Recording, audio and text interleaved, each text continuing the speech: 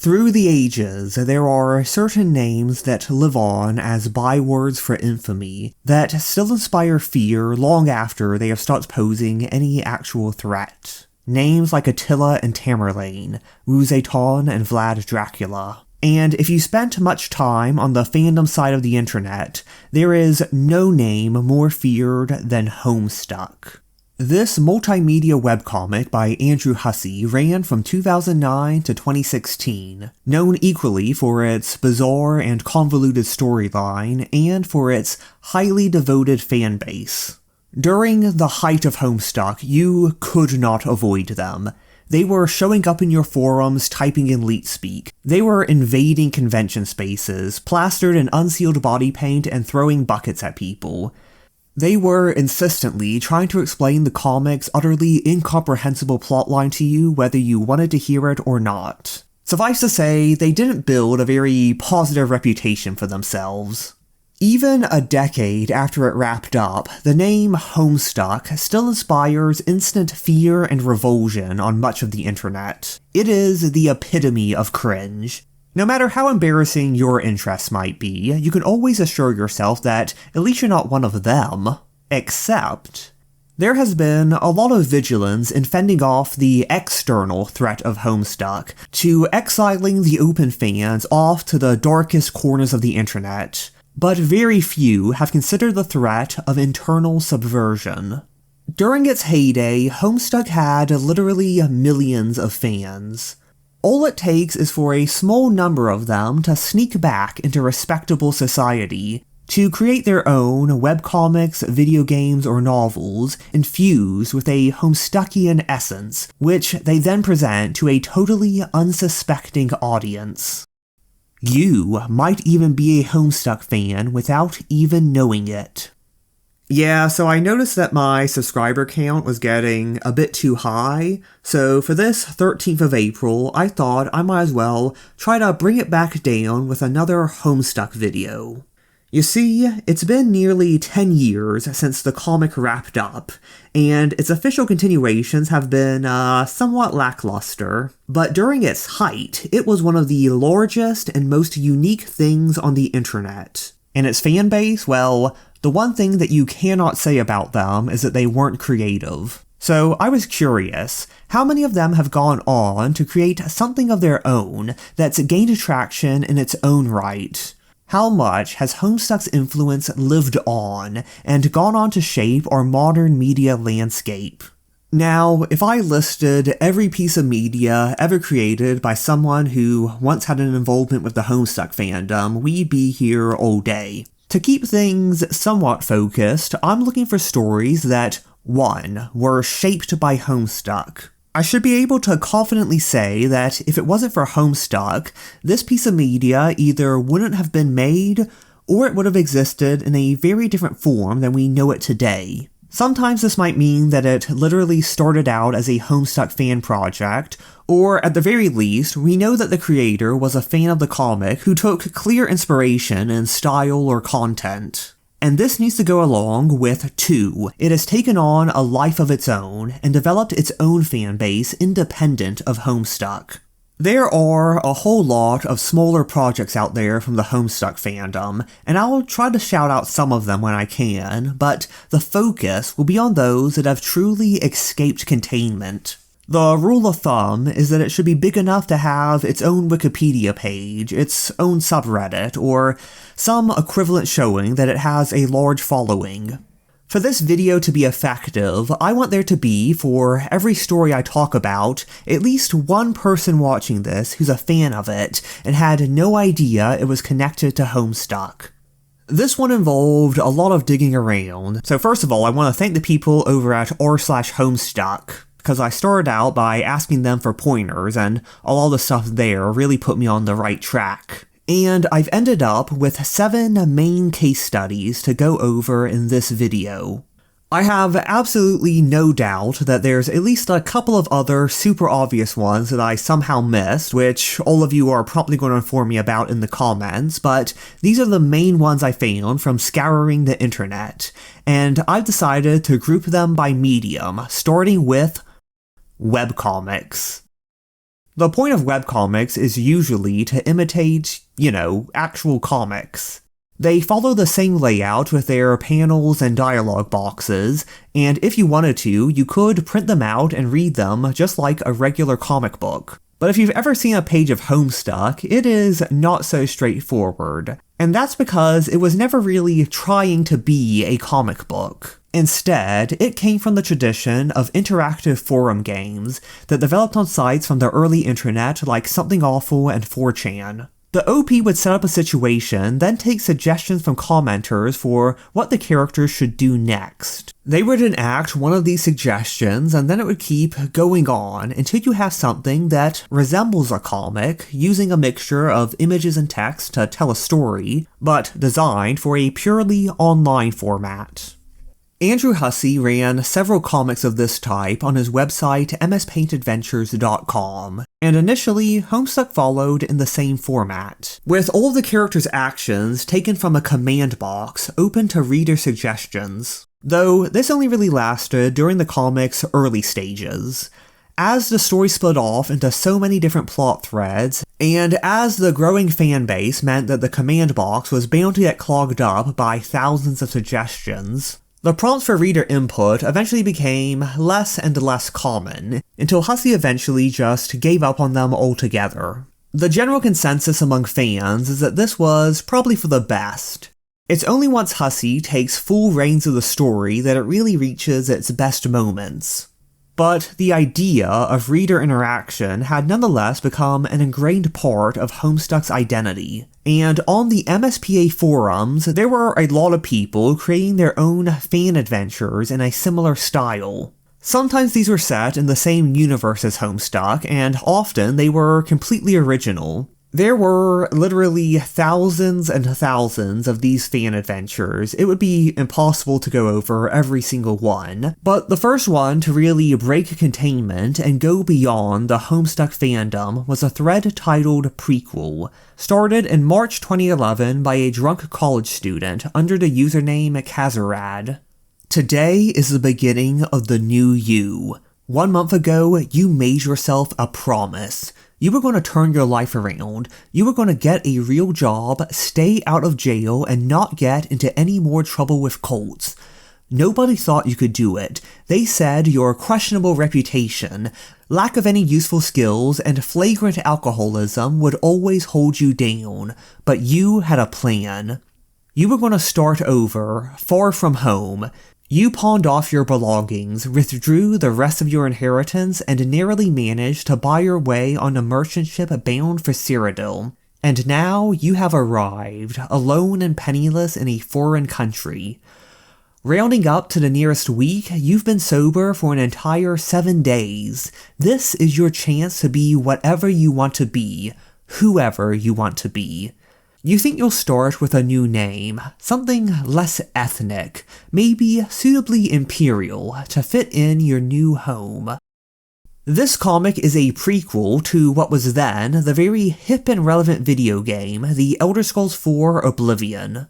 Though, so long as you have a basic understanding of fantasy RPG tropes, you don't need to know much about the game to follow along with the story. Our protagonist is a Khajiit, one of the furry cat people, who arrives in the city of Anvil shortly before the Oblivion Crisis. The readers give her the name Katia Managan, and overall they act diegetically as voices in her head, the devils and angels on her shoulder. They give her advice, and she takes it into consideration, though in the end she makes her own decisions which aren't guaranteed to turn out for the best. Lots of fan adventures follow the same format, but what sets Prequel apart, what really made it take off, is the fact that it is just really, really good. It has this simple art style that nonetheless manages to be incredibly expressive. It has this irreverent, deadpan style of humor that comes off as just effortlessly hilarious. The whole thing is just very addicting to read. In August 2011, after going on for just a few months, it already had its own website. In December, it was being promoted by the official Elder Scrolls Twitter account. And also, well, Let's just say that this comic involving an affable, anthropomorphic animal caught the attention of a certain subculture that makes up a large portion of online activity. If you search the stats on E621, and if you don't know what that is, you can look it up on your own time, Katia Managan is the 115th most popular character of all time, which puts her just about sandwiched right between Simba and Nala from The Lion King, which, now that I say that combination of words out loud, someone's probably going to use as a prompt. But moving on, with such a passionate fanbase, Prequel became Kazarad's full-time job. He challenged himself by taking a more experimental format, mixing in animation and minigames and all sorts of unconventional web layout, so that it hardly even feels like you're reading a webcomic anymore. It's something more, a fully fledged, immersive, multimedia experience. I've seen people who are bewildered that something like this could come out of Homestuck of all things. Which is really funny because all of that is exactly what Homestuck is. Sometimes it seems like the people who most fervently despise Homestuck often know nothing about it, because all of it's there, the art style, the humor, the experimentation. There's even something there for the furries. If you're excited by Katia Managan, then just take a look at Bec Noir. I mean, woof. But don't worry, this video isn't just going to be me gassing up Homestuck. Kazarad is an artist with his own style that, while it's certainly in a similar vein to Andrew Hussey's, there are reasons, besides mere reputation, that Prequel appeals to people who might be put off by Homestuck. Even a lot of hardcore Homestuck fans will say that the early acts, the ones where everything is decided by reader input, are a slog to get through. It's mostly just the characters aimlessly interacting with the environment and doing silly things in a way that was probably really fun if you were there at the time, but going back and reading through it, it is very meandering. Some people even tell you to skip these parts entirely and go straight to Act 5 when the story really gets started.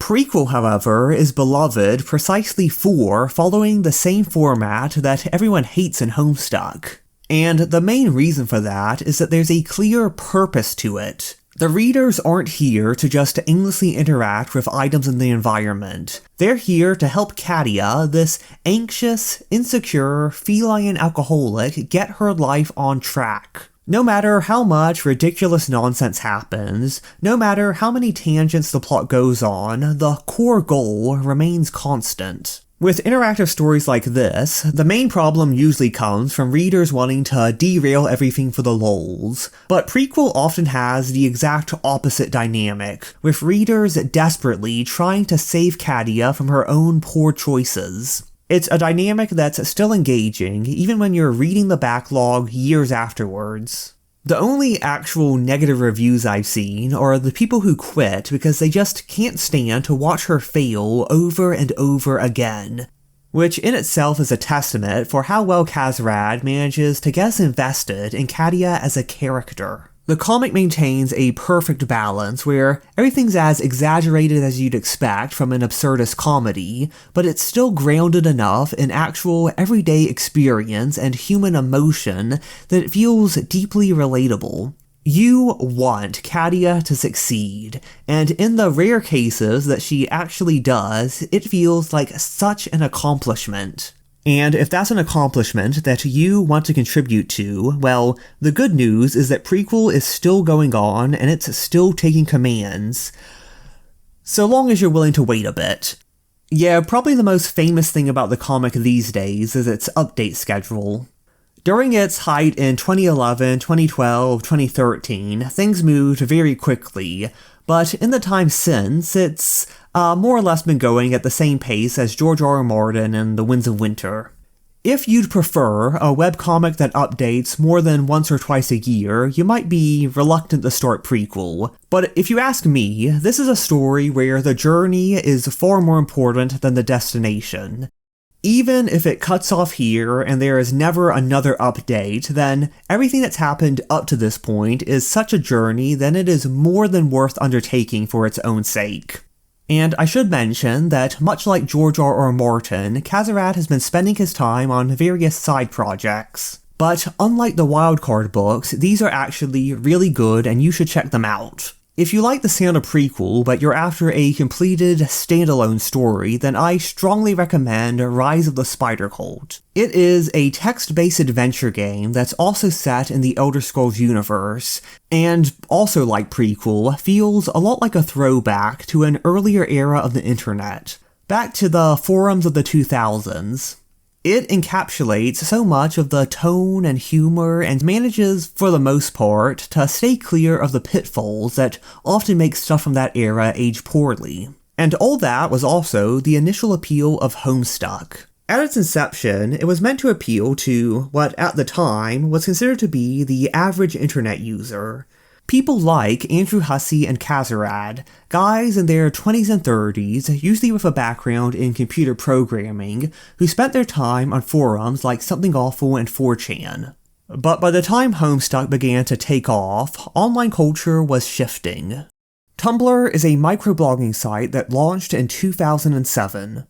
It came to host a user base that, compared to the earlier forums, was a lot younger, usually in their early teens, a lot more demographically diverse, and while there were lots of different subcultures on Tumblr, the one that concerns us are the fandoms. Communities where people got together to discuss their favorite books, movies, and TV shows in an online environment that encouraged intense emotional engagement. And just as this subculture was emerging, Homestuck was coming into its own.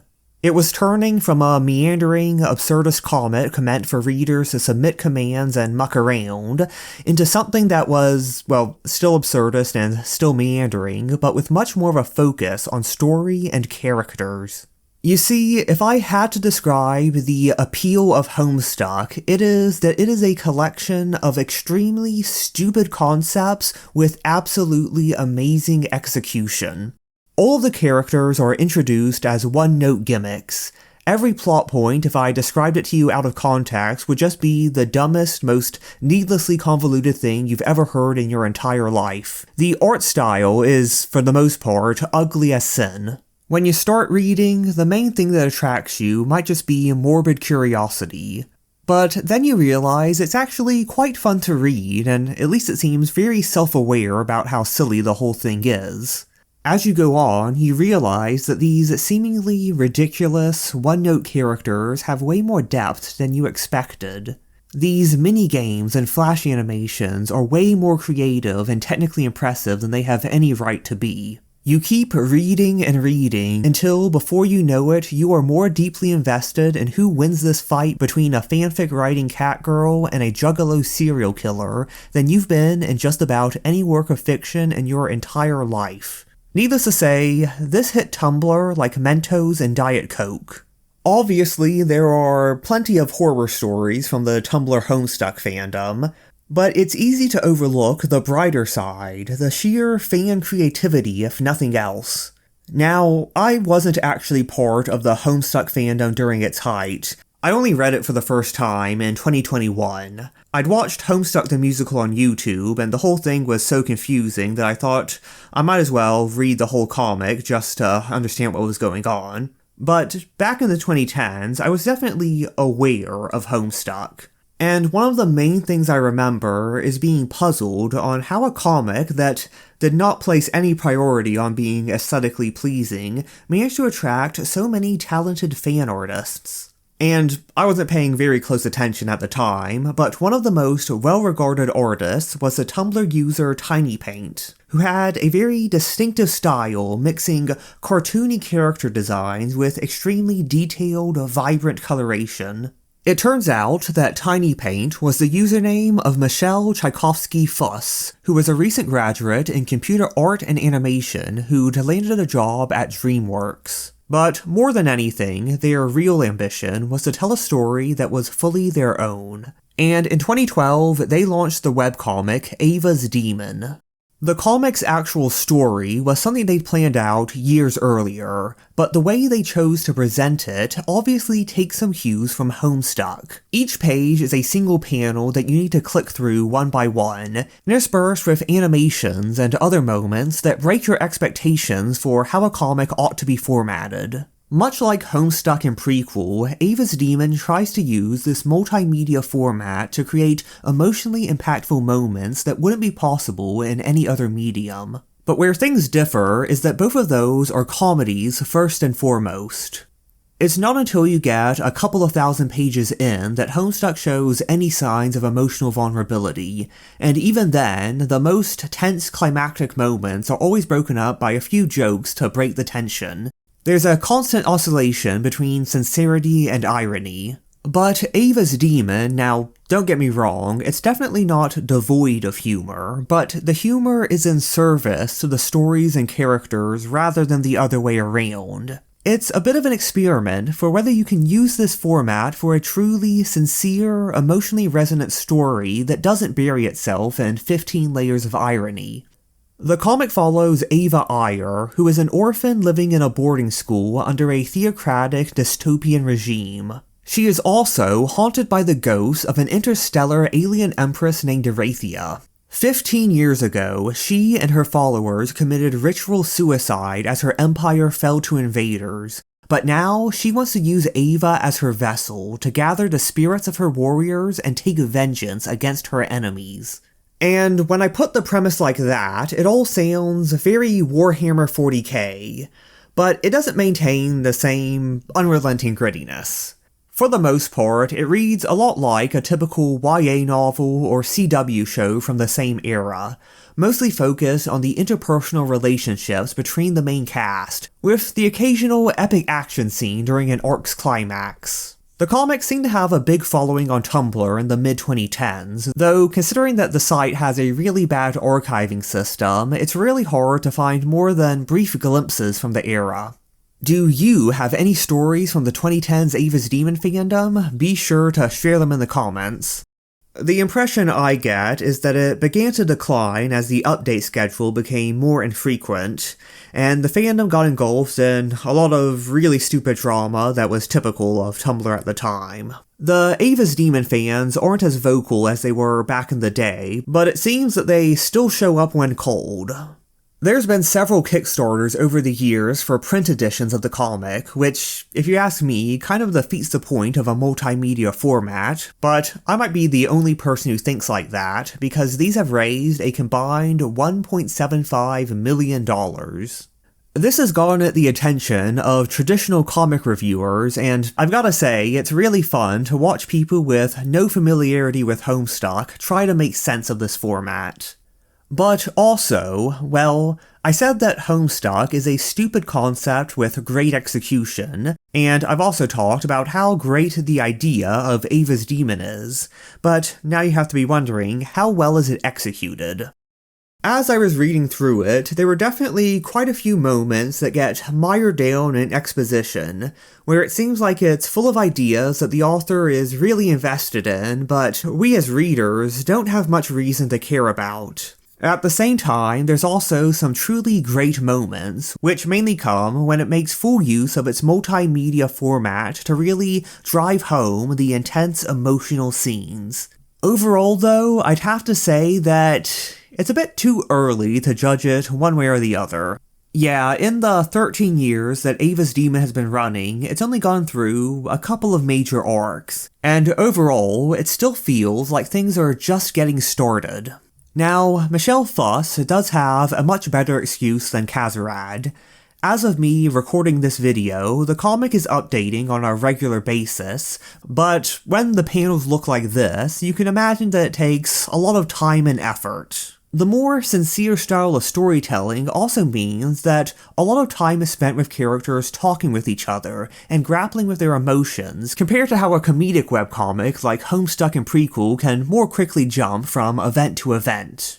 When you're taking this approach while also telling a grand space opera with this epic, intricate storyline, it means that you're really in it for the long haul.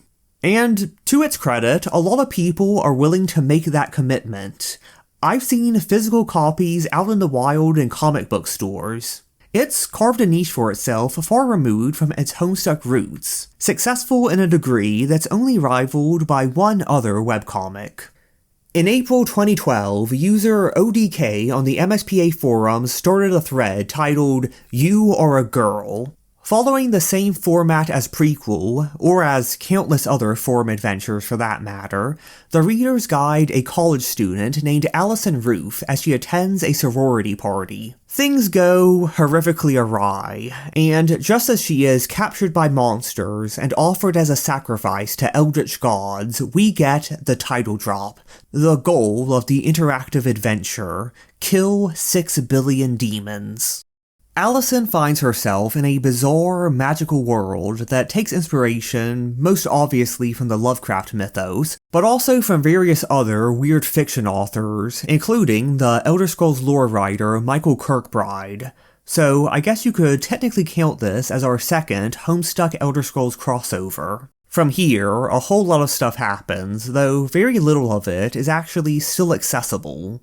You see, the original MSPA forums crashed in 2016, and only a fraction of the pages were saved to the Internet Archive. The Reddit user QueenQuag got together all the archived pages of Kill 6 Billion Demons, so a huge thanks there. I'll put a link to that in the description. But by the time the crash happened, Kill 6 Billion Demons, much like Prequel, had already moved on to its own website. The comic is still ongoing today, though it's at least reaching a conclusion much more quickly than either of the ones we've talked about so far. In this time, it has gained one of the largest and most committed fan bases of any currently running webcomic. This might just be indicative of the type of spaces I hang out in, but I've definitely run into more people talking about Kill 6 Billion Demons than Prequel, Ava's Demon, or just about anything else in the medium. The comic is equally known for its highly original world building, its deep philosophical underpinnings, and its extremely detailed illustrations of big giant demons punching each other really hard. But what I find interesting is how much the comic owes to Homestuck, which is very little, if anything at all. When ODK, aka Abaddon, aka Tom Bloom, moved away from the MSPA forums, he didn't just transpose the old pages onto a new site, he completely rebooted the comic, with major changes to the world, the plot, the characters, and the formatting. It now looks a lot more like a traditional graphic novel, with panels put together in a way that would fit on a physical page, without any interactive or multimedia elements. The story is creative and bizarre, but it's creative and bizarre in a way that fits in with traditional comics. It's not terribly different from something like Saga, Monstrous, or The Wicked and the Divine. The more Homestuckian brand of irony, the pop culture references and meta-humor, stuff like the original thread where the slayer of God Friedrich Nietzsche was hanging out in the void with Schrodinger's cat, none of that ended up in the rebooted comic. And I could try to make up some drama where Tom Bloom has some kind of vendetta against Homestuck, but it seems more likely that he just developed a vision for how the story should go that he felt would be better served by the more time-honored traditional comic format. A job that called for less Andrew Hussie and more Mobius. And obviously, that's fair enough, but I do find it interesting how this seems to be part of a wider trend. During its height, Homestuck seemed like the harbinger of a new type of online media. Andrew Hussie was one of the first to grasp the possibilities of online storytelling, not bound by the limitations that define other mediums. And surely there would be many imitators. This would be the storytelling style of the future. Yet that never really came to pass.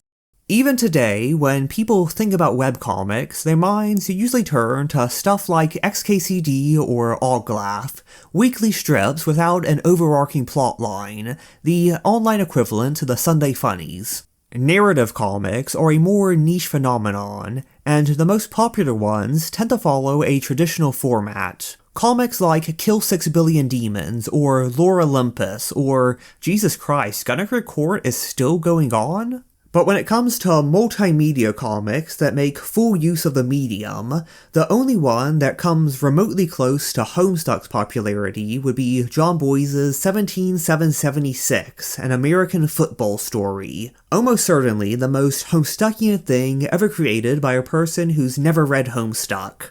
It's had articles written up about it in the New Yorker. It's almost always talked about in the most superlative terms as a transcendental experience to read. And despite that, there are very few who are up to the task of making something of their own in that style. I don't have much experience making webcomics, or any experience making webcomics, but I can infer that it is a labor-intensive process. There's a good reason why they're often very slow to update. Adding on animations and music and complicated web design is just a whole lot of extra work. And unless you have a strong creative vision for what that would actually add to the story, it's probably not worth it. And the thing is, when one of these experimental comics like Homestuck or 17776 is done well, then for many readers it is revolutionary. It is something that they binge and then immediately try to push on everyone they know. But if you've ever been in the position of being the person having this comic shoved onto you, it can be a bit bewildering. You know how to read a normal comic, but here there's so many words and images and buttons all over the place, you need to really concentrate to make sense of it all. It goes all against the streamlined, frictionless philosophy of the contemporary internet. I imagine, more often than not, you'll say, that's really interesting, and then place it in your bookmarks tab to revisit at a time when you're more in the mood for it, which, as I'm saying this now, still hasn't come. When creators make these experimental multimedia comics, it can be hard for them to spread. Most often, they don't get very far outside the pre-existing Homestuck fandom, but within those confines, there is still a thriving community. Just to name a handful that are particularly well regarded, you've got All Night Laundry, Awful Hospital, Ocean Falls, Forereach, Godhead, Bread, and all variations of the aforementioned. I'll admit that I haven't read all of these comics all the way through. When I was talking about bookmarking things and meaning to come back to them, I might have been talking from personal experience. But from the ones I have read, I'd particularly recommend Forereach. It might not get quite as experimental as some of the others, but it's got some of the best character writing I've seen in a long time. Unfortunately, however, it's still yet to take off in quite the same way as Prequel or Kill 6 Billion Demons. If we're following the criteria from the beginning of the video, then it's time to move on to the next medium. Video games. The format of Homestuck is meant to imitate a point-and-click adventure game. So you might think, why not just make a fully fledged video game? The interactivity, the shifts in formatting, all this stuff that can be a bit bewildering in a webcomic are pretty par for the course in a game. The one catch is, if you thought webcomics took a lot of time and effort, just wait until you try game development. In 2012, Andrew Hussey started a Kickstarter campaign for a Homestuck adventure game, and it went on to raise $2.5 million. As for what happened next, well, the last time a YouTuber tried to talk about that, she got sent some very litigious emails, so let's widen our scope a bit. Andrew Hussey was the creator of Homestuck, but something as ambitious as this required additional support. There was an entire team dedicated to composing the music that accompanied the Flash animations. They were well enmeshed in the community, and when they came out with their own projects, the Homestuck fandom helped them get it off the ground. Obviously, I'm talking about Mark Hadley's 2012 survival horror game, Slender the 8 Pages. This thing was huge when it came out. I very distinctively remember people at high school playing it on their laptops during lunch. It was one of the things that helped cement Slender Man as a pop culture icon. But when I tried playing the game, I couldn't figure out how to avoid just dying immediately, so another member of the music team was Toby Radiation Fox. He was a beloved figure in the community, known for compositions like Megalovania, and also for the Mpreg rock opera The Baby Is You, which literally no one asked for and which got him suspended from the MSPA forums. But in 2013, he started a Kickstarter for his pet project Undertale, a traditional role-playing game where no one has to get hurt. Here, you play as a child who's fallen into a vast underground realm inhabited by monsters, and you can choose to either fight them or make friends with them. The Kickstarter raised a respectable $50,000. Fun fact, one of the backers was Michelle Fuss of Ava's Demon fame. They contributed to the $500 tier, which meant that they got to design a fightable monster in the game, who ended up being the character of Muffet. Pretty much all of the other backers were also people in the Homestuck fandom eager to see what Radiation had in store for them.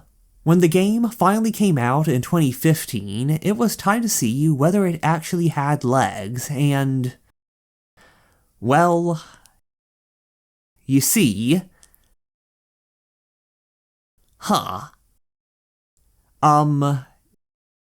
yeah. I don't know where to even start here. I wouldn't even call Undertale a successor to Homestuck, so much as Homestuck is the John the Baptist to the Jesus Christ that is Undertale. I mean, if you thought Katia Managan's showing on E621 was impressive, Toby Fox's characters make up 12 of the top 100. I can't imagine there's a single person who's clicked on this video and made it to this point who isn't at least aware of Undertale. I think it benefited particularly from perfect timing. In the 2010s, there was a growing fascination with story-based games. But more often than not, this just meant a bunch of standard gameplay interspersed with cutscenes where the real story was told. It was possible to stitch together the cutscenes and just experience the game as a movie, and not actually miss much in the narrative. But in Undertale, so much of how you experience the story is inseparable from the gameplay. Even the mechanic of saving and reloading is a core part of the plot. It is a narrative that can only be experienced as a video game. And, well, that invites obvious parallels to another narrative that can only be experienced as a webcomic. But to avoid overstating my case too much, I should acknowledge that Undertale, like any work of art, comes from a melange of influences. The Earthbound games from the 90s were undoubtedly Toby Fox's greatest source of inspiration. Before Megalovania was in Homestuck, it was the final boss theme for Radiation's Earthbound Halloween hack. While you're at it, you could also talk about other games like Cave Story and Off. But you can't exactly ignore the fact that Toby Fox made Undertale while he was very active in the Homestuck fandom. He quite literally programmed part of the game while living in Andrew Hussey's basement. Even in recent live streams, Homestuck just seems to be an instinctive part of his thought process. If you notice, Toriel never ever uses contractions. This is her special super duper Homestuck typing quirk. She still has it in Deltarune for some reason. Be normal, mom, you're embarrassing me. Like I said, the first time I even read Homestuck was in 2021. That was after I saw the Sarah Z debacle unfold and distinctively said to myself, wow, I'm glad I never got involved in that train wreck of a fandom, until a friend mentioned Homestuck the musical, and I figured that I just had to check that out, which led me to just kind of flipping through the comic and realizing, oh, this feels just like Undertale. And from there, it was all over for me. It's all in this very specific style of humor, and how it utilizes these colorful characters and subverts expectations in a way that makes you feel uniquely engaged in the story. Just as I was editing this script, I stumbled upon a video by The Bee's Knees that's been making the rounds, about the oscillation between sincerity and irony in Toby Fox's games. He articulates this a lot better than I ever could, but the one thing he's missing is that all of this is extremely Homestuck. That oscillation. Obviously, Andrew Hussey didn't invent it, but he absolutely perfected it, combining these dramatic moments with pure absurdity in a way that, instead of undermining the whole thing, somehow manages to make it feel so much more impactful. It's an experience that can create a deep emotional investment in a way that, when viewed from the outside, can seem very strange. As you might be aware, just about everything infamous about the Homestuck fandom has been turbocharged when it comes to Undertale fans. Sometimes it's incidents that are genuinely worthy of condemnation, and more often they're just kind of annoying. The style of both Undertale and Homestuck encourages a lot of enthusiasm, a lot of repetitive in-jokes, a lot of spamming in unrelated communities, which particularly seems to appeal to younger fans who might not have the greatest social skills or sense of self-restraint. Though these days, I guess the focus is less on Undertale and more on Deltarune, its episodic sequel/prequel/sidequel thing. Even if you have no involvement in the community, I'm willing to bet that you were inundated with it mid-last year when chapters 3 and 4 dropped. W-Place, the collaborative pixel art map that took off around the same time, is a pretty infamous casualty. I'm not sure if that map has a single square kilometer without a Deltarune sprite. You might have also seen all sorts of fan comics making the rounds like these, which I'm actually just finding out now were all commissioned by one person from our old friend Kazarad, in case you're wondering what he's up to in lieu of updating Prequel. And with any luck, it seems like Chapter 5 is gonna drop sometime this year, so you better brace yourself for another influx. With Homestuck, this rabid fandom absolutely destroyed the webcomic's reputation. But Undertale and Deltarune, now, they do have some haters, but on the whole, they're still very well regarded. When people talk about Undertale, they usually talk about its amazing, innovative storytelling, with the toxic fandom being an unfortunate footnote. But if you bring up Homestuck, then the Sharpie baths are all anyone wants to talk about. Is this because Undertale is just better than Homestuck? Well, I am a committed Homestuck defender, but even I'll admit, it doesn't get really good until you're 2,000 pages in, and it kind of falls off quality in the second half, though it's still good enough that it's worth reading, and overall, you need to be very committed to get through it. It's not really possible to be a casual fan of Homestuck. There's only really the hardcore obsessive fans and the normal people who have never read it, and when the latter sees what the former gets up to, it's very easy to dismiss the whole thing as weird and cringe. But a full playthrough of Undertale only takes 10 hours. Each chapter of Deltarune you could get through in a single sitting. Just about every gamer who's worth their salt has played it. And just about everyone who's played it has at least found it enjoyable. So even when its fandom is guilty as just about all the same crimes as Homestuck's, there's still lots of casual, more well-adjusted players who are willing to bat for it. In an online ecosystem where anything that spends too long in the spotlight, anything that gets associated with a type of person that's considered to be annoying or unpleasant, will reflexively get labeled as cringe and something that you should be embarrassed about, Undertale has remained remarkably resilient, which is a testament to how accessible it is, how many people it's managed to reach and really resonate with. Compared to Andrew Hussey, Toby Fox is an absolute master of prioritizing quality over quantity, and that's something that served him really well. And well, I could keep going on about how these games are really good, but I don't think I'd be adding much new to the conversation. Well, I've already mentioned the Bee's Knee, and I might as well also shout out Stuffed Alpaca and Karen too, if you want YouTubers who can do actual worthwhile analysis of these games. In our current moment, AAA studios have completely abandoned the story-based single-player game in favor of co-op shooters which let them cram in as many loot boxes as possible. And so, it's become the job of indie games to pick up the slack.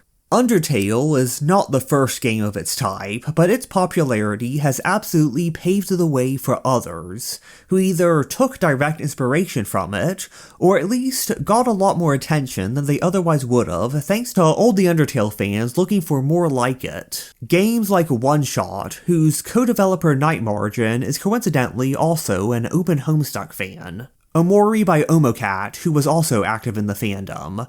Or in Stars in Time from Insert Disc 5, which, yeah, you guessed it. The longer I looked, the more I realized that the trend of quirky indie games with an unconventional take on RPG mechanics, it is Homestuck all the way down. Or, maybe alternatively, the people who have a pre-existing interest in weird, fourth-wall breaking media also appreciate Homestuck for the same reason. If I added a separate section for each of these games trying to nail down whether they had direct Homestuck influence, it'd probably get pretty tedious. So I think we'll just focus on one more game before moving on.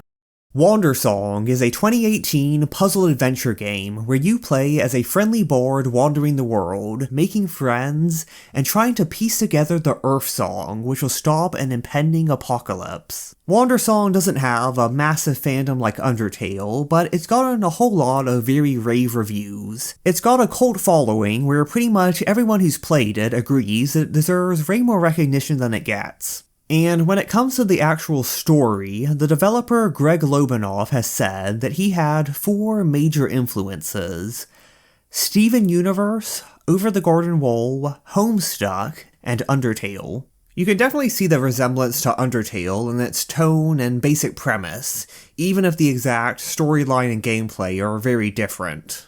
You can also see where children's cartoons like Steven Universe and Over the Garden Wall come in. This very much falls into the movement of cozy or wholesome games, which are meant to be cute, friendly, uplifting. But when it comes to Homestuck, I mean, well, this chick definitely talks like a Homestuck character. Things are wacky and colorful in a way that might be kind of reminiscent of the comic. But when I started playing it, the vibes just didn't match up. And you know, I definitely see a certain irony to having a creator who insists that their work is inspired by Homestuck, but it's hard to find similarities between the two. Usually it's the other way around. But you see, Homestuck might be very bright and whimsical on the surface, but it's always drenched in irony. One of the comics that Andrew Hussey ran before Homestuck was Bard Quest, but here, the whole premise relies on the protagonist being a conceited buffoon. It's full of gay jokes where, well, I guess I'll let you decide whether they've aged well. And before Hussey gave up on the comic, most of the story was just the bard getting a retinue of servants with the power of his massive codpiece. None of this is present in Wandersong. When you start playing the game, it is unrelentingly sincere and positive. All of the fun and friendliness isn't hiding a dark secret, it is exactly what it looks like on the surface. If it seems a bit childish, then that's exactly the vibe it's going for, even if it's not the intended audience. In the same way that a lot of dark media tends to most strongly appeal to teenagers trying to prove how mature they are, these wholesome games tend to appeal most strongly to adults who want to escape into something more innocent and whimsical. This, being downstream from Homestuck, feels a bit odd, but also like it's following a trend. Undertale has a lot more edge than Wandersong, but it's also rather cute and wholesome if you compare it to Homestuck, or for that matter, to The Baby Is You. Whereas early internet culture was famously all about pushing boundaries, being edgy and provocative, and into media that reflects that mentality, from the 2010s, at least on progressive spaces like Tumblr, you've probably noticed a stronger interest in wholesome, cozy media. This is usually framed as a rejection of excessive edge, insincerity, or anything deemed problematic, which is a crusade that has led to some bizarre extremes that has created all sorts of discourse in its own right. In Homestuck, the later parts of the comic are a bit more wholesome compared to the early acts. Its identity very much shifts in response to its Tumblr-based audience. which makes it all the more jarring when the Homestuck epilogues dropped in 2019 and took a total U-turn. There is a lot of stuff that happens which I don't think I'm allowed to talk about on YouTube.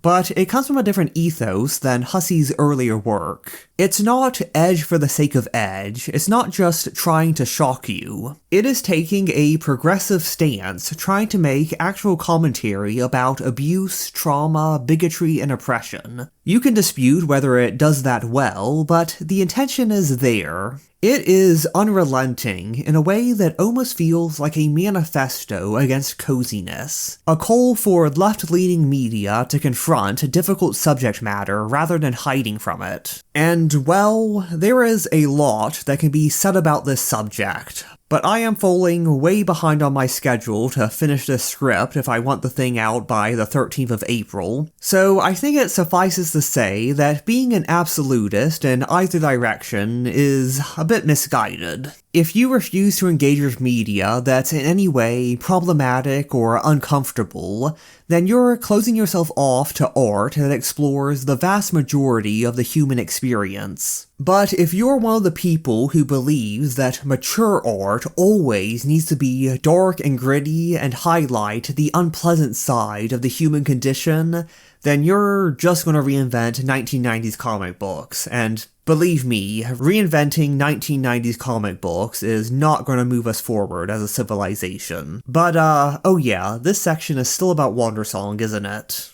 When I started playing the game, I thought that there were some parts that were genuinely very fun and cute. There were others that were just way too saccharine for my tastes. And on the whole, it just didn't feel very substantive. The whole story was just too straightforward. Then I hit the end of Act 3. So far through this video, I've managed to avoid major spoilers, so I won't give the whole thing away. Suffice to say, things are not as simple as they appear. Saving the world through peace and love won't be as easy as you'd thought it would be. We get little tastes of Homestuckian irony, especially in the way it pokes fun at typical video game tropes. I will say that the way the achievement system works in this game is absolute genius. And there is one specific character towards the end who I will say feels very reminiscent of a Vriska Circuit. Yet, at the same time, Wandersong doesn't stop being sincere and hopeful. It's still pretty comfy. Even its darker moments aren't that much worse than what you'd see in Steven Universe or Over the Garden Wall. They just contrast so heavily with the cozy mood set up at the beginning that they feel very impactful. It makes the overall theme of maintaining hope and overcoming adversity all the more poignant. And, well, it works. I'm generally a bit trepidatious with stories that try too hard to be cute and wholesome.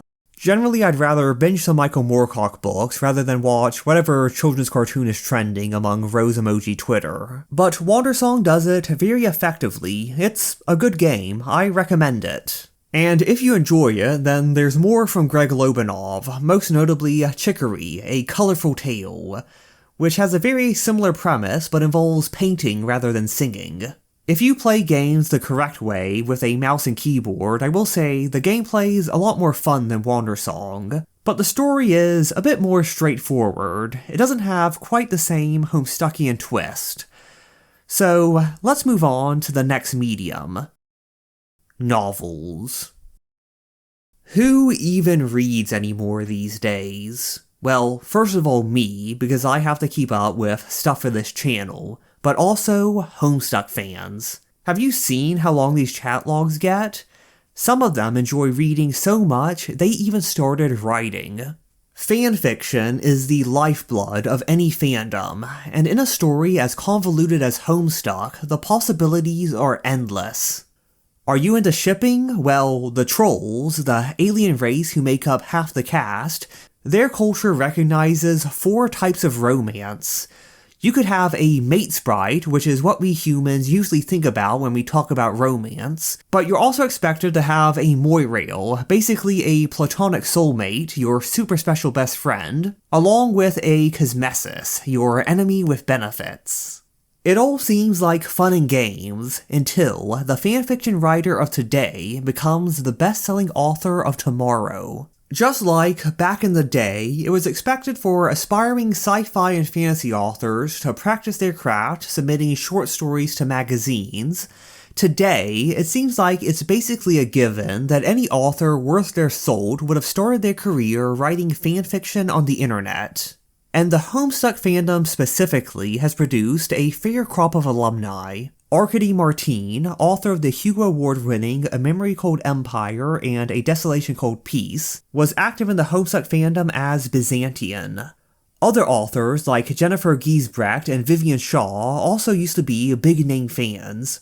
Seth Dickinson, author of the Baru Cormorant series, says that he has never read Homestuck, but his writing style is greatly inspired by a specific Homestuck /fanfic, which might be even wilder. However, if you pick up any of these books, they mostly read like fairly conventional sci-fi and fantasy. Just like with Kill 6 Billion Demons, if there is any direct influence, it's well hidden.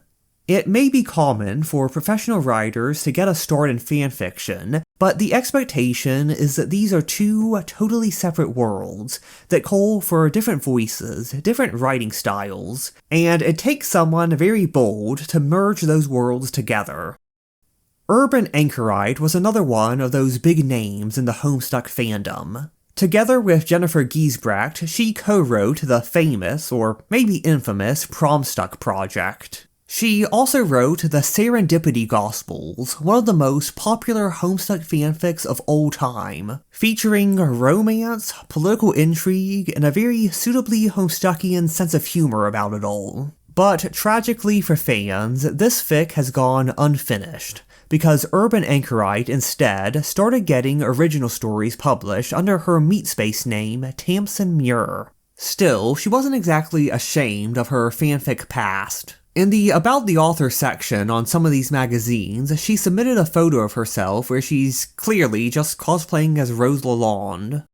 In stories like The Deepwater Bride, she became known, first of all, for mixing in a very online sense of humor that you didn't often see in published fiction in the 2010s, and second of all, for putting a focus on lesbian romance. Both of which would culminate in her 2019 debut novel Gideon the Ninth, a story where, as Charles Stross's review on the cover tells you, lesbian necromancers explore a haunted Gothic palace in space. This is one of those perfect synopses which simultaneously tells you nothing about the story, but also tells you everything you need to know going into it. Gideon the Ninth isn't quite at Homestuck levels of weird and wacky. I'm not sure any published novel could do that, short of being written like House of Leaves, but it's definitely the weirdest and wackiest thing you'd see in the sci-fi and fantasy section of Barnes & Noble in 2019, and a lot of people were absolutely ready for it. It has a very enthusiastic and active fandom. It's a bit of a cult phenomenon, but if you read a lot of sci-fi and fantasy books, then you're definitely at least aware of it. If not, then obviously you don't know many lesbians. But now we have to wonder, are all of these people just unsuspecting Homestuck fans? When fanfic authors turn pro, there's a known practice of just taking a fic and filing off the serial numbers, changing the names and publishing it as part of an original setting. Some people are very confident that this is the case for Gideon the Ninth, but for what it's worth, those people are completely wrong. First of all, Tamsin Muir has talked about how she came up with the story, but even if you don't believe her, the theory still falls apart pretty quickly. Some characters in the book do bear some resemblance to characters in Homestuck, but if you follow that logic with the entire cast, then it stops making any sense whatsoever, unless this is the wackiest crackfic ever written. Once again, there is a melange of influences at play. Tamsin Muir has talked about being a fan of Catch-22, Umineko, and Final Fantasy, and all of those you can see in the book. But Homestuck is definitely a part of that melange as well, and it deserves a closer look. Gideon the Ninth is the first book in the Locked Tomb series, followed by Harrow the Ninth, Nona the Ninth, and the upcoming Electo the Ninth, which is set to come out any year now. Each book is very distinct in its tone and structure. In the fandom, it's very common for people to fall head over heels in love with Gideon the Ninth, but not really get the other two books. Though, funnily enough, when I reread the series for this video, my experience was the exact opposite. You see, Gideon the Ninth has the same setup as your average post-Hunger Games YA novel, involving a pair of champions from each of 8 noble houses who need to meet up for this grand competition. The main thing that sets it apart from the crowd is the humor, very obviously written by someone active on Tumblr in the 2010s. Whether that's a good thing or a bad thing depends on your personal taste, but you just gotta go on Goodreads to see top quotes like, "He had the eyes of a very beautiful person, trapped in resting bitch face." But Gideon was experiencing one powerful emotion, being sick of everyone's shit. While we were developing common sense, she studied the blade. And just going based on excerpts like this, you might assume that it's a purely absurdist comedy, something like Discworld or Hitchhiker's Guide to the Galaxy, or like Homestuck for that matter. But that's also not quite the case. The story is told from the third-person, limited point of view of Gideon Nav, so we get a very strong taste of her sarcastic personality, but the world and characters and plotline outside of her is still mostly serious and follows a consistent logic. There's a necromantic magic system with rules that you need to remember if you want to understand half the major plot beats. There are 17 major characters who all have very colorful personalities and complex motivations, and more often than not, some major plot twist somewhere in the book involving them. It is a lot to keep track of. It feels just about as convoluted as Homestuck, but in a sprawling webcomic with a non-linear structure always jumping from viewpoint to viewpoint, there's a certain flow to it. But cramming that amount of stuff into a 400-page book with a single POV who's wisecracking the whole time, I mean, a lot of people really love it, but it can feel like there's a lot of ideas at play, and few of them get well developed. I was a little bit reticent going into the sequels, but it turns out I had nothing to worry about, because Tamsin Muir loves to shake things up. Whereas Gideon, for the most part, felt like a typical YA novel, Harold the Ninth is basically a postmodern mindbender, which, well, I definitely can't say that it's less convoluted than Gideon, but all of its threads I do think weave together much more nicely. Meanwhile, Nona the Ninth spends half of its page count as a slice-of-life story, centering around characters who only played a minor role in the previous books. This can be jarring if you go into it blind, but if you set your expectations right, I do think it is the strongest book in the entire series. Both of these sequels are a bit experimental, but less in the Homestuck way designed for multimedia projects, and more in a way that specifically plays into the strengths of prose fiction, exploring characters' inner lives in a way that you can't really get in any other medium. It owes a lot more to the likes of Joseph Heller than to Andrew Hussey. And also, because it's focusing on characters other than Gideon, you get a lot less of the memey humor that's a bit divisive in the first book.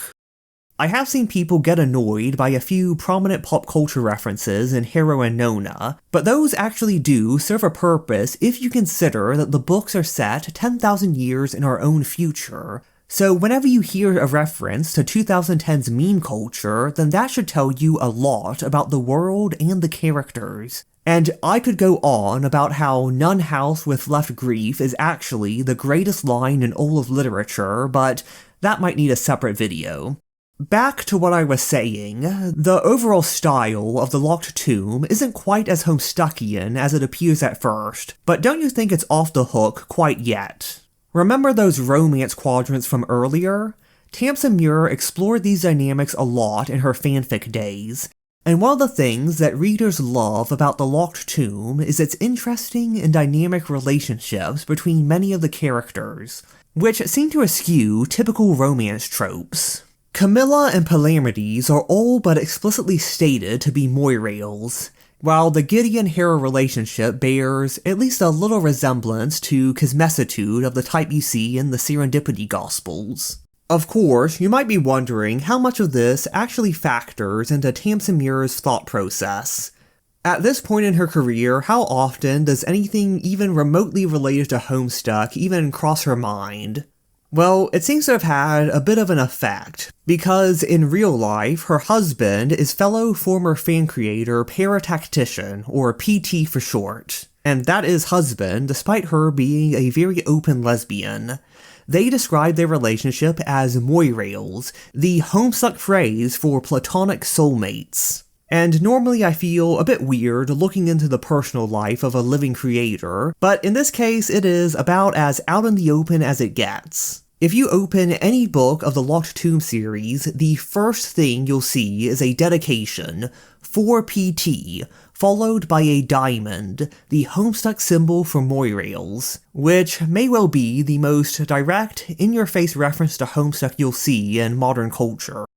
And if we're talking about published novels, I'm not sure if we'll find anything that tops The Locked Tomb, but contemporary prose fiction has a whole other side to it. On the internet, you can post an entire original novel out in the open, and boy do people post them. In the world of webcomics, the difficulty of keeping a consistent update schedule causes a lot of burnout, but based on these word counts, it seems like web novel authors are just built different. Quite a lot of these have a similar feel to Homestuck, but looking for any that were directly influenced, or at least were willing to admit that they were influenced by Homestuck, was a lot more difficult. The main exception seems to be The Northern Caves by Nostalgia Brayist.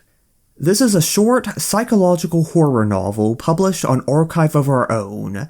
It's got 200,000 views, which isn't the biggest thing ever compared to some of what we've discussed, but by the standards of original fiction published on AO3, it's pretty big. I've run into people out in the wild who have read The Northern Caves, and overall, based on its subject matter, I think it's a pretty fitting story to end the video. Now, AO3 is mostly known for hosting fanfiction, but The Northern Caves, well, I guess you could still call it fanfiction, literally, fiction about fans. It centers around an online forum in the early 2000s dedicated to the Chess Court books, a popular series of children's fantasy novels written by Leonard Salby in the 70s and 80s.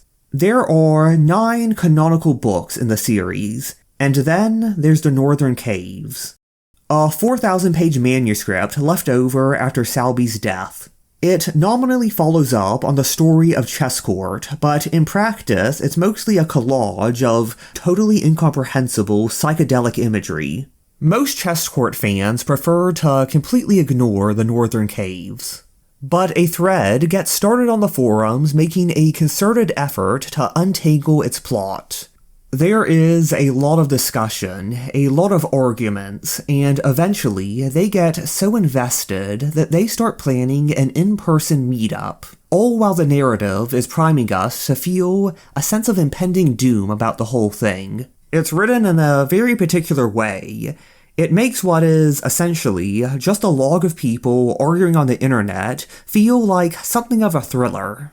And when the author, Nostalgia Brayist, was asked for recommendations of other stories that do something similar, he said that the main one he could think of was his major source of inspiration, Homestuck. There, every character is more or less a parody of some stock character that you often run into on the internet. The Northern Caves feels a lot more grounded and realistic, but the basic principle is the same. It feels very gripping because it takes the very same types of interactions that you yourself have probably had online, making it feel very real and relatable, and just raises the stakes. The connections even go to a meta level. Nostalgia Brayist, whose username I am really struggling to pronounce consistently in this section, he was very active on the MSPA forums back in the day, and from reviews I've read from other readers who were actually active on the forums at the time, the Chess Court Cafe really mirrors a lot of the specific dynamics that you saw on the MSPA forums. And someone a lot smarter than me can probably provide a much deeper analysis of the themes of the Northern Caves, but it is the evening of the 11th of April as I'm writing this part of the outline into an actual script, so it suffices to say that the story explores the way that fiction, especially popular fiction that is usually deemed to be low culture, can still strongly resonate with people, how they can read meaning into it, how it can drive them into a certain obsessiveness, for better or for worse. And this even reaches another meta level. Nostalgia Brayist wrote some reflections after finishing the novel. Large parts of the story were essentially made up as he went along, and as the story gained an unexpectedly passionate following, he played into their expectations, emphasizing certain themes like the deep Salbian lore or the horror elements of the story, which weren't initially supposed to play a major role, but which it seemed like the commenters were really interested in. The story incorporated more and more, and it became basically impossible to satisfy everyone's expectations, leading to a conclusion that, well, much like the ending of Homestuck, some might find it anticlimactic, and some might think that it wraps up all the threads as nicely as anything could. For Nostalgia Brayist, the only way that he could liken the experience is as a microcosm for what it must have been like for Andrew Hussie writing Homestuck. For a similar type of meta Homestuckian fiction, you could also look at Modern Cannibals by Bavitz, another web novel with similar themes that even includes Andrew Hussie as a character. Or you could read Psycholonials, a visual novel created by Andrew Hussie himself. On the surface, it's about a bunch of anarchist clowns overthrowing the US government. But beneath the surface, it mostly just seems to be a way for him to vent his frustrations about having to spend years and years dealing with Homestuck fans. And Nostalgia Brace has also written a few other novels which have some Homestuckian influence. However, The Northern Caves is the one that really took off. That might just be due to the general fickle unpredictability of what does and doesn't take off when you put stuff on the internet. I definitely know a thing or two about that. But I think there's also something really special about the way The Northern Caves resonates with readers. It is very rooted in the Homestuck fandom, but the dynamics it describes are something that anyone who spent any time in an online fandom will find at least somewhat relatable. Because Homestuck, as much of a reputation as it has, as easy as it is to exoticize it, I'm starting to learn maybe isn't quite as strange and unusual as it appears. When I started researching for this video, I already knew that there were a lot of iconic stories out there, like Undertale, The Locked Tomb, and Kill 6 Billion Demons, that had roots in Homestuck. I wanted to see how deep the rabbit hole really went. I sort of assumed that the thesis statement would end up being something about how Homestuck is this super special, super unique story that single-handedly revolutionized the media landscape, that without it, none of this other stuff would have been possible. But it wasn't quite so straightforward. It is definitely the case that Homestuck is connected to a lot of the best and most creative stuff in the modern media landscape, but a lot of those also had other influences. Before Homestuck, you already had Kid Rad, Umineko, Earthbound, Pale Fire. There have been things since, like 17776, that converge on a lot of the same ideas as Homestuck without any direct influence. But it's also hardly like I can say that there isn't something unique about Homestuck. Its experimental format, its sense of irony, its sheer length and complexity, its huge fan community. Each individual element is maybe something that someone else had already done before, but Homestuck brought them together in a way that was really unique. It really was like nothing else out there at the time, and it served as a magnet for all sorts of creative people. In a world without Homestuck, Toby Fox, for instance, maybe he still would have ended up creating an Earthbound-like game, which might have had a similar style and tone and maybe would have been just as good as Undertale. But in the world we live in, Undertale was the game he made, and Homestuck was the major springboard for him being able to do that. And I'm not sure if we'll ever get something quite like Homestuck again. First of all, because there's just not many people quite as unhinged as Andrew Hussey, who could spend as much time and energy as he did putting out all 8,000 pages of Homestuck. But also because Homestuck relies on such a level of experimentation, of sheer idiosyncrasy, that's becoming more and more difficult on the modern internet. A place where everything takes place on the same set of 3 or 4 different apps, whose management have all decided that they can maximize ad revenue by pushing everyone to spend all day watching short-form video content generated by AI. And I'll be honest, this is a problem that I personally don't have a structural solution for. But at the very least, we have to remember that things don't have to be like that. The internet used to be a home for human creativity and self-expression, and in certain corners, it still is. It might be harder to find under all the slop, but there is so much that has been made over the years, so much that is still being made, that deserves so much more attention than it currently gets. Reading Homestuck is a bit of a commitment, and if you don't want to undertake that, then fair enough. But there's also Prequel, or The Northern Caves, or Forereach, or 1776. There has to be something here I've mentioned that catches your interest. If you want even more options, another place I should probably shout out is Mackin's Shill List. It's basically an effort by people in the Homestuck fandom to gather a list of all sorts of stories with similar vibes. Some that have a direct link to Homestuck, and some that are totally independent. There's a lot of stuff there that, well, a whole lot of stuff that I've bookmarked, and once I put out this video, I really need to get around to reading. And I know all of you probably know plenty more, so give me your recommendations in the comments. And in the meantime, just remember, I told you, man, I told you about the stairs.